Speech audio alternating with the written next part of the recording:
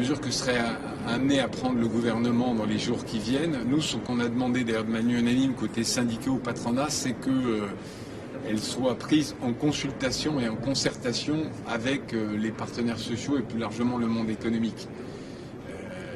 Si on doit durcir, et je ne suis pas médecin et donc je ne sais pas quelles mesures sont à l'étude aujourd'hui, je lis comme vous ce qui se dit ou ce qui s'entend de la part du monde médical.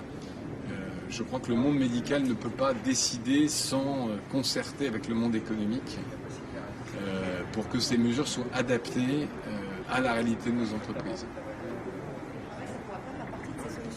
Je n'ai pas dit ça, madame. Vous avez une manière très curieuse de retracer mes propos. Le télétravail fait partie des discussions, mais ça ne concerne qu'une partie réduite des postes. Tout n'est pas télétravaillable. Je dis, l'estimation qu'on a, c'est que 70% des emplois ne sont pas télétravaillables. Quand vous travaillez dans une usine, dans un magasin, etc. Donc, quand vous venez interroger des gens à la sortie de Matignon, ça n'est pas télétravaillable. Donc, ça ne peut pas être que la seule réponse. Et la décision sera prise quand, parce que vous dites que ça fait partie des discussions. Posez les questions au Premier ministre.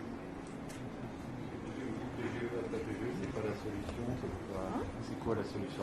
Faire une exonération Non, la solution, c'est de continuer l'activité économique.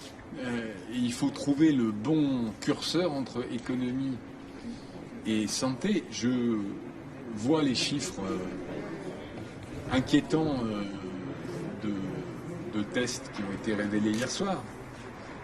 Mais je sais aussi que si on revient à un confinement sur le modèle de mars, on risque l'écroulement de l'économie. Donc c'est ce curseur difficile que le gouvernement doit déterminer en discussion, évidemment avec le monde médical, avec le conseil scientifique, avec le Haut Conseil pour la santé publique, mais aussi avec les partenaires sociaux.